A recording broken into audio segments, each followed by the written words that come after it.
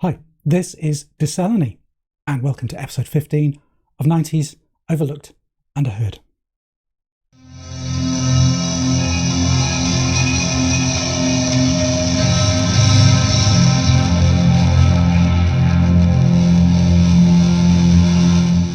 Hey, how's it going? So, yes, today,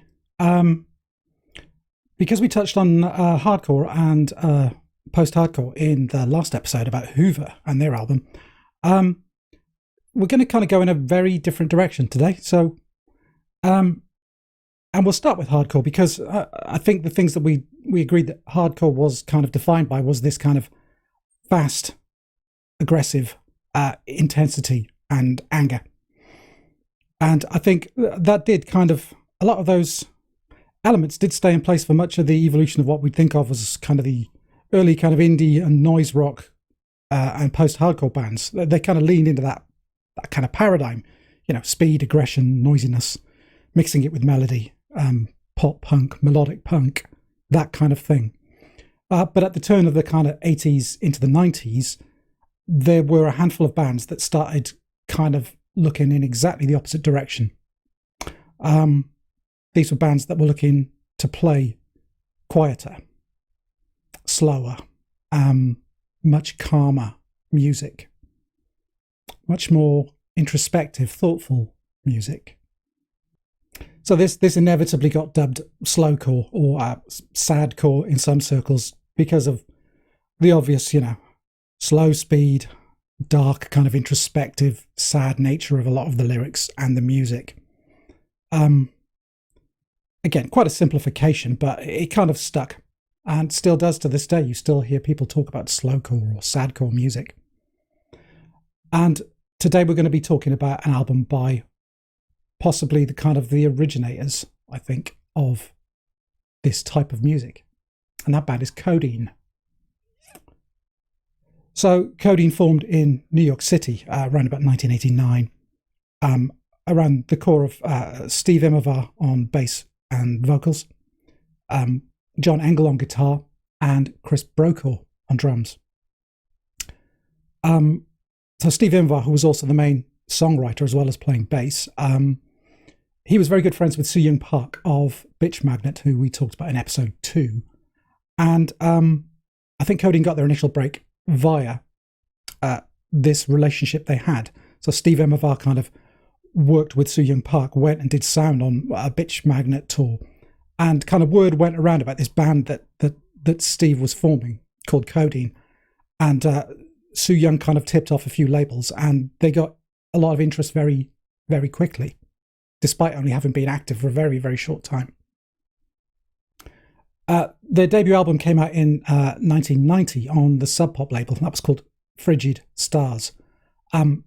It got a lot of great reviews, lots of critical acclaim, and they followed that up in 1992 with a 6-song EP called Barely Real, also on Sub Pop. Around about this time, just after Barely Real, Chris Brokaw, who was not just a drummer, he was also a very, very capable guitarist and songwriter in his own right, he decided to leave the band because he was also playing in a band called Come at the time, and he wanted to dedicate some time to Come because they were recording and touring. So Codeine's replacement drummer was Doug Sharin, who was playing at that time in a band called Rex. So Codeine's next album, released in 1994, is the one that I'd like to spend more time talking about today. And that is The White Birch, released in April of 1994. Firstly, let's just touch on Codeine's sound, because it was, I think, remarkably consistent throughout their entire short career. Codeine operated in various shades of playing slowly, from just a kind of a deliberate, kind of slow pace to an almost deathly kind of funereal kind of pace. Huge kind of pregnant gaps between beats on some of these really slow songs. Yeah, very challenging for any drummer who had been used to playing in a more kind of upbeat, looser, punkier style. but a very technical drummer like Doug Sharin, or even like Chris Brokaw proved for the first two albums, it took them a while to kind of dial themselves into the Codeine sound. And the guitars, they kind of alternate between very kind of clean, glistening sounds and kind of quite buzzy, thick, distorted sounds. But they always tend to kind of focus and revolve around these suspended, hanging, kind of unresolved chords and these little kind of note clusters that just kind of, well, the combination of the kind of the sparsity of the music, the gaps between the beats, and these kind of hanging chords and music shapes and guitar shapes create this real heavy sense of dread and kind of tension in the music.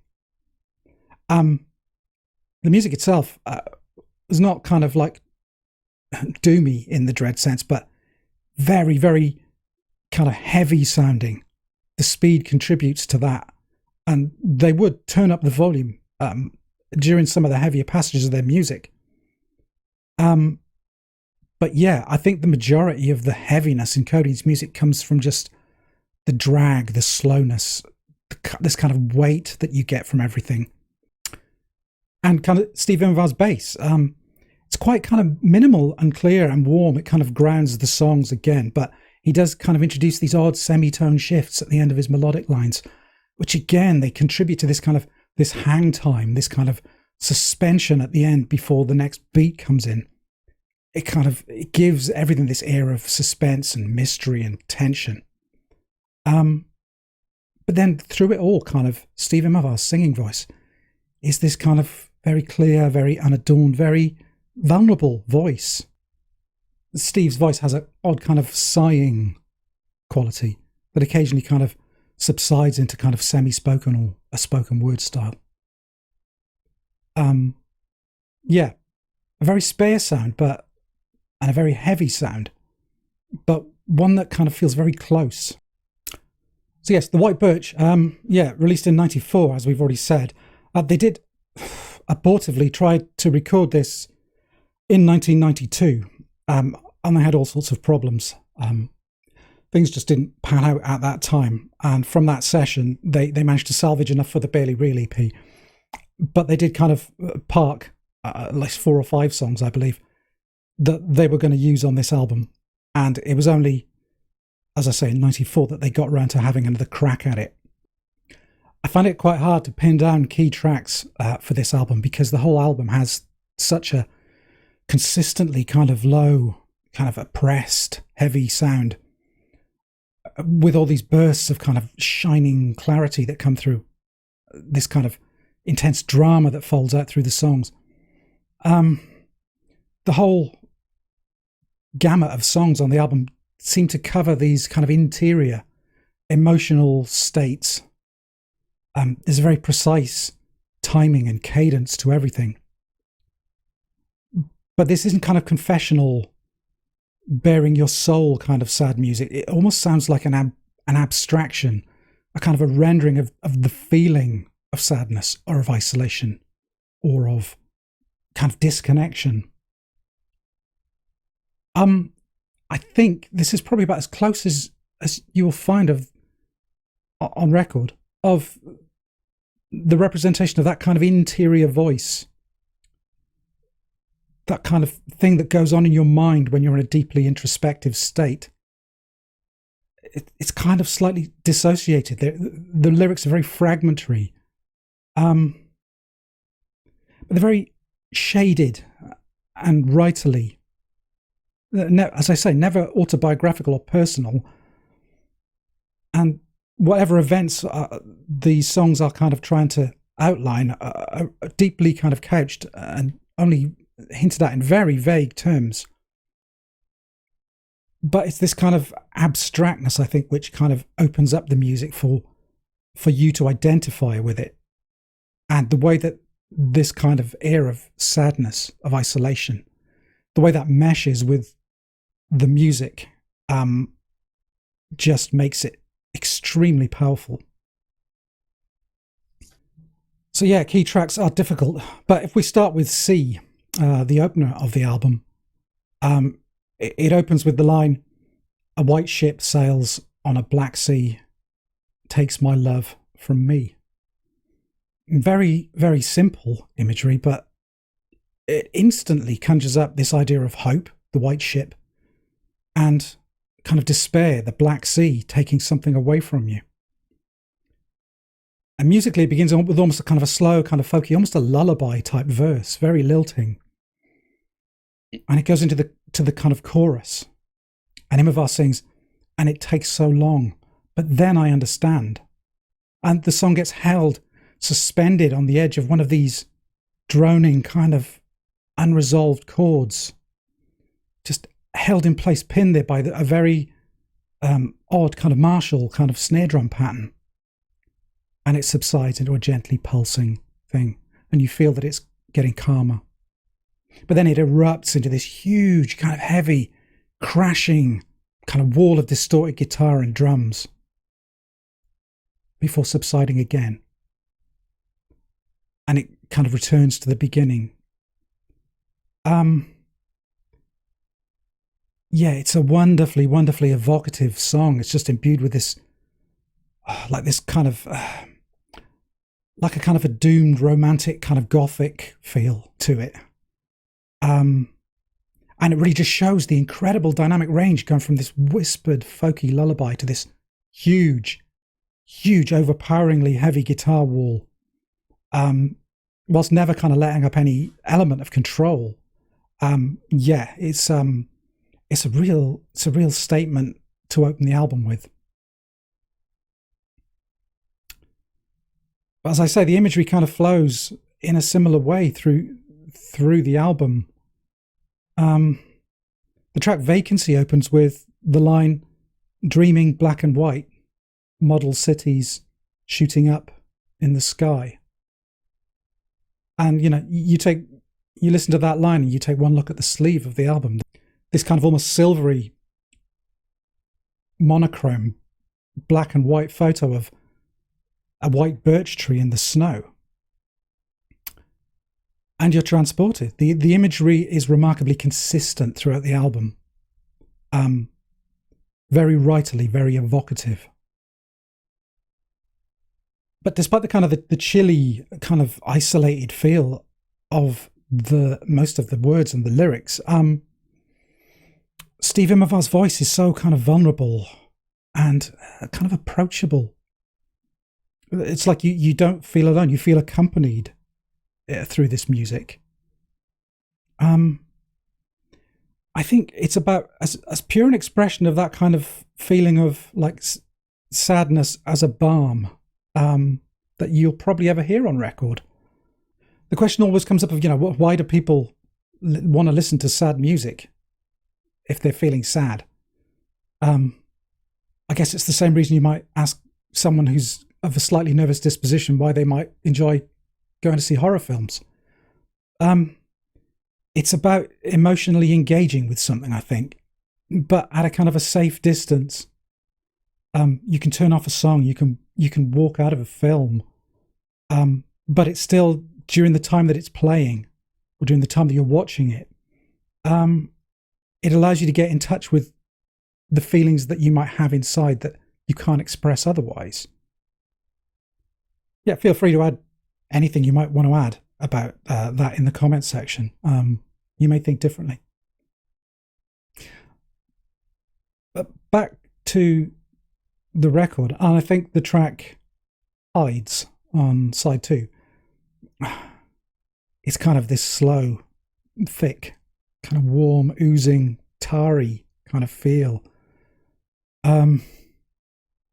This is about the most kind of suffocatingly kind of slow and intense as Codeine ever really got.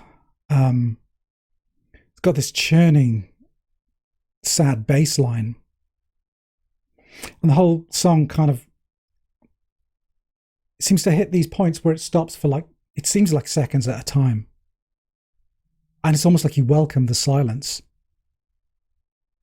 And Steve Immervar sings, "Can't watch the trees, can't go outside, don't go outside." Yeah, this is about as dark and lonely feeling as I believe Codeine ever got. And this is the point where I think Imovar maybe doesn't leaven the sadness and the isolation with this kind of vulnerability. It's the one track on the album where you feel the oppression, you feel the loneliness. It's very beautiful, but it's a very dark track. The track Weird is very reminiscent of, I think, a song from their first album, from the Frigid Stars album. And that song was called Cigarette Machine. And this is of a kind of a slightly different style to the rest of the album. It's more kind of halting and jarring. It's got like this strange puzzle box kind of structure, different parts interlocking in odd ways. These spoken, very disconnected vocals.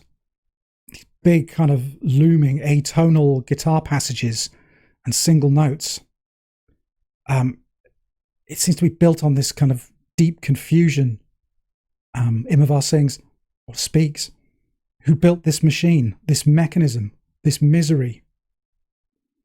Yeah, it's got a very Slint-like feel, if you're familiar with their Spiderland album, but I think we should remember that Codeine were playing with these kind of song structures on their debut album, on Cigarette Machine, which did predate Spiderland by 6 months to a year. So these were clearly sounds that were out there in the ether that people were discovering and beginning to play with.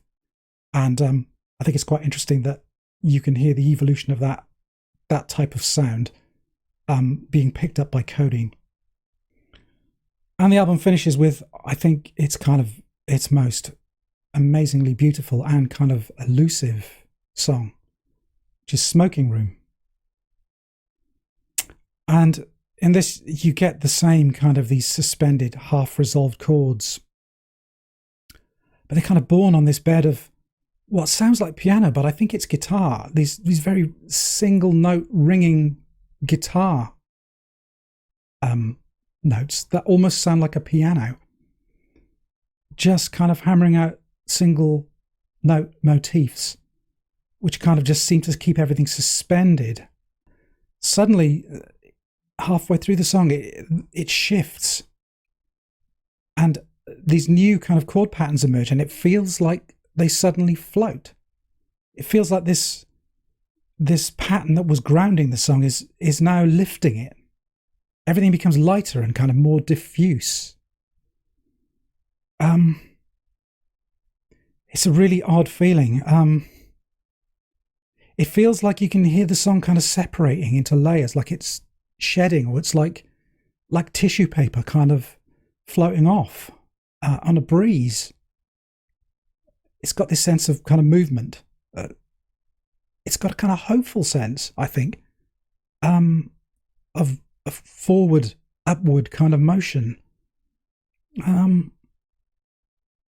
It hints at kind of feelings of like forgiveness and a sense of calm, reaching a calm place. Steve Imovar sings, "The things that I said then still make me burn with shame." But the music kind of lifts around it as if it's telling him he doesn't need to think about that anymore. It's just an absolutely transcendent song and an amazing note to end the album on. The simplicity of the lyrics, they've got this magical, almost kind of haiku-like balance to them. The work with these tiny little fragmented verses. It's a really amazing piece of writing, playing, and production. So, Codeine, the White Birch. Yes, it does have a dark, thick kind of atmosphere. It is heavy music, but there's this kind of odd lightness there that lifts it, that makes you feel like everything is okay. it's quite a trick to be able to pull off with music that feels desolate and sad, to give it that dimension. And I think this is Codeine's best effort at kind of attaining that feeling, attaining that result. I think it's a marvelous record. So yeah, there you go. Below are some things. I would encourage you to do one or all of those, but the main thing I would like you to do is to come back and spend some more time with me with the next episode of 90s Overlooked Underheard.